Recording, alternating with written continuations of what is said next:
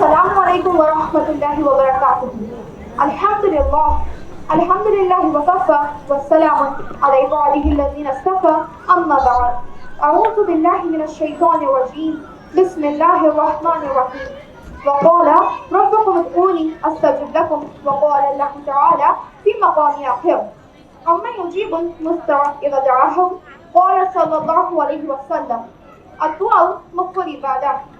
سامعین حضرات، دنیا میں مختلف چیزوں سے نفع اٹھانے کے مختلف طریقے ہوتے ہیں. آگ سے نفع اٹھانے کے طریقے اور ہیں، ہوا سے نفع اٹھانے کے طریقے اور ہیں، پانی سے نفع اٹھانے کے طریقے اور ہیں. ذہن میں ایک سوال پیدا ہوتا ہے کہ وہ پروردگار عالم جو زمین و آسمان کے خزانے کا مالک ہے، اس سے نفع اٹھانے کے طریقے کیا ہیں؟ اس بات کو سمجھانے کے لیے انبیاء کرام دنیا میں تشریف لائے اور انہوں نے یہ بات سمجھائی کہ لوگوں، اگر تم میرے نقش قدم پر چلو گے، میرا طریقہ زندگی کو اپنا لو گے، تو اللہ رب العزت کے خزانوں میں سب سے زیادہ نفع کمانے والے بن جاؤ گے. اللہ رب العزت تمہارا تعلق جڑ جائے گا کہ تمہارے ہاتھ اٹھیں گے اور پروردگار عالم قبول فرما لیں گے. نبی صلی اللہ علیہ وسلم نے ارشاد فرمایا الدعاء مخ العبادہ. دعا عبادت کا مغز ہے، یعنی کلید ہے. یہ چوڑے اس بندے پر جس کو دعا مانگنی آ گئی، یعنی اس کو اللہ سے لینے کا طریقہ آ گیا. نبی صلی اللہ علیہ وسلم نے فرمایا من فتحت لہ ابواب الدعاء فتحت لہ ابواب الرحمہ. جس پر اللہ تعالیٰ دعا مانگنے کے دروازے کھول دیں، اس پر اللہ تعالیٰ کی طرف سے رحمت کے دروازے کھل جاتے ہیں. ہم دیکھتے ہیں کچھ لوگ ہوتے ہیں جن کی دعا مانگنا بہت آسان ہوتا ہے، ان کو دعا مانگنا اچھا لگتا ہے، وہ لمبی لمبی دعائیں مانگتے ہیں. اور کچھ لوگ ہوتے ہیں جن سے دعا مانگی ہی جاتی ہے. چنانچہ اگر ہم غور کریں تو اکثر آدھا منٹ، 1 منٹ، 2 منٹ ایک دعا پڑھی اور ان پہ ہاتھ پھیر دیا. اب یہ منٹوں کی دعا ایسے ہی اثر نہیں کرے گی، اس لیے دعا مانگنے کا طریقہ ٹھیک ہونا چاہیے. حضرت صوبان رضی اللہ عنہ کہتے ہیں نبی صلی اللہ علیہ وسلم نے روایت فرمائی لا يد القدر الا دعا ولا يزيد في العمر الا اكبر.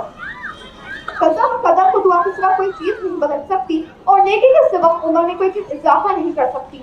اور بندہ اپنے گناہوں کے سبب ملنے والے رزق سے محروم کر دیا جاتا ہے، یعنی اللہ تعالیٰ کو دینا چاہتے ہیں پر ہم اس رزق کی روح بن جاتے ہیں.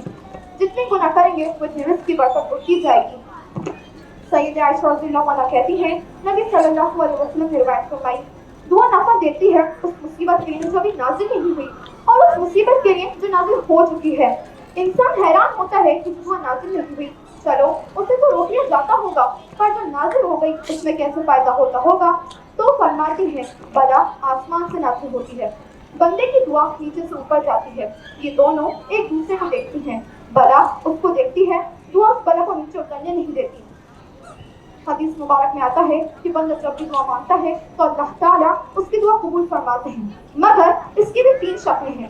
پہلی شکل یہ کہ جیسے ہی مانگا ویسے ہی قبول کر لیا جائے.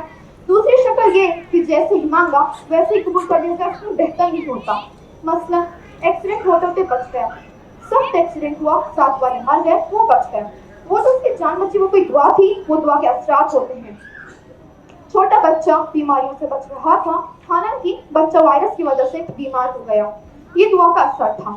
کبھی دعا ماننا قبول کر لی جاتی ہے، کبھی بلا و مصیبت کو ٹال دیا جاتا ہے، اور اگر یہ بھی نہ ہو تو دعا کو بندے کے لیے محفوظ رکھ لیا جاتا ہے. قیامت کے دن یہ بندہ اللہ تعالیٰ کے سامنے حاضر ہوگا. اس وقت اللہ تعالیٰ اس کو دعا کا جائزہ فرمائیں گے اور کہتے ہیں ہر دینے والا اپنی شان کے مطابق دیتا ہے. حاکم تائیں سے سائن نے 5 دینار مانگے، اس نے 500 دینے کا حکم دیا. کسی نے کہا مانگے تو 5 تھے، اس نے کہا اس نے اپنی حیثیت سے مانگے ہیں، مجھے اپنی حیثیت سے دینا ہے، اس نے 500 دینے کا حکم دیا. جب دنیا کا سخی 5 مانگنے والے کو 500 دینار دے سکتا ہے تو ہم اندازہ لگا سکتے ہیں اللہ رب العزت جب دینے والے ہوں گے، زمین و آسمان کے خزانے کے مالک ہیں، وہ اپنی شان کے مطابق ہی عطا فرمائیں گے. حدیث مبارک میں آتا ہے کہ بندہ تمنا کرے گا کہ کاش دنیا میں میری کوئی دعا قبول نہ ہوتی تو ہر دعا کا بدلہ آج مجھے قیامت کے دن یہیں پر مل جاتا تو مومن کے مزے. جیسے ہی مانگا ویسے ہی قبول کر لیا جائے تو اور بھی زیادہ مزے، اور اگر آج قیامت کے دن اللہ رب العزت عطا کریں گے تو اور بھی زیادہ مزے. بعض مرتبہ ایسا ہوتا ہے کہ بندے کا مانگنا اللہ تعالیٰ کو پسند آتا ہے. ہم نے دیکھا ہے کہ کئی دفعہ بچہ روتا ہے، باپ اسے تھوڑا رونے دیتا ہے، اس کو اس کا رونا اچھا لگتا ہے. بالکل اسی طرح اللہ تعالیٰ فرماتے ہیں اے جبرائیل میرے بندے کی حاجات کو میرے سامنے مؤخر کر دے، میں اس کی آواز کو سننا پسند کرتا ہوں. मगर इन सब के बावजूद एक चीज अपनी जगह है जो मांगने वाले पर मुनहसर होती है। जिस दर्द से वो मांगे, जिस शौक और लगन से वो मांगे, जिस इस्तराब से वो मांगे, ये सबसे ज्यादा अहम होता है। और रब करीम का वादा है कि जब मुझसे दुआ मांगता है तो अल्लाह ताला दिल से मांगी हुई दुआ कबूल फरमाते हैं। चुनांचे हज्जाज बिन यूसुफ का एक मशहूर वाक़या है कि वो तवाफ कर रहे थे। उन्होंने एक अंधे को देखा, वो बैठा दुआ मांग रहा था, या अल्लाह मुझे बीनाई अता कर दे, मुझे बसीरत दे दे, या अल्लाह मेरी आंखें ठीक कर दे। हज्जाज बिन यूसुफ उस अंधे के पास जाकर खड़े हो गए, उसे ठोकर लगा के कहा, अंधे मैं हज्जाज बिन यूसुफ हूँ। उसके बारे में बड़ा ही मशहूर था कि बहुत ही सख्त दिल इंसान है, जो कहता है वही कर देता है। अब तो अंदर घबरा ही गया कि मुझसे क्या मुसीबत आ गई। हज्जाज बिन यूसुफ ने उससे कहा, मैं तवाफ कर रहा हूँ, अभी मेरे इतने चक्कर बाकी हैं, अगर मेरा तवाफ मुकम्मल होने से पहले तेरी आंखें ठीक न हुई तो मैं तेरा कत्ल कर दूंगा। अब तो वो घबरा ही गया, फूट फूट कर गिड़गिड़ा कर दुआ मांगी। कहते हैं हज्जाज बिन यूसुफ के तवाफ मुकम्मल होने से पहले अल्लाह ताला ने उससे बीनाई अता फरमा दी। हज्जाज बिन यूसुफ ने उससे कहा, अंधे अगर तुम सारी उम्र ऐसे ही हरम में बैठ के दुआ मांगते तो तुम्हारी दुआ कबूल न होती। जब तुम्हारे दिल पर चोट लगी, तुम्हारा दिल तड़पा और तुमने दुआ मांगी, और अल्लाह का वादा है कि जब मुझसे दुआ मांगता है तो अल्लाह ताला दिल से मांगी हुई दुआ कबूल फरमाते हैं। अल्लाह ताला ने हज़रत ईसा अलैहिस्सलाम की तरफ वही नाज़िल फरमाई, अपने दिल से खुशू दे दो, अपने बदन से खुजू दे दो, यानी बाअदब बावक़ार दुआ मांगो, फिर मैं तुम्हारी दुआ कबूल करूंगा। बेशक मैं दुआ कबूल करने वाला हूँ। अल्लाह ताला हम सबको आजिज़ी के साथ दुआ मांगने की तौफीक अता फरमाए, आमीन। आखिर में मैं अपनी तकरीर का इख्तिताम इस अशआर से करती हूँ कि मायूस न हो अहले ज़मी अपनी खता से, कि मायूस न हो अहले ज़मी अपनी खता से, तकदीर बदल जाती है मुस्तर की दुआ से। वाखिर दवाना अल्हम्दुलिल्लाहि रब्बिल आलमीन, वस्सलामु अलैकुम व रहमतुल्लाहि व बरकातुहू।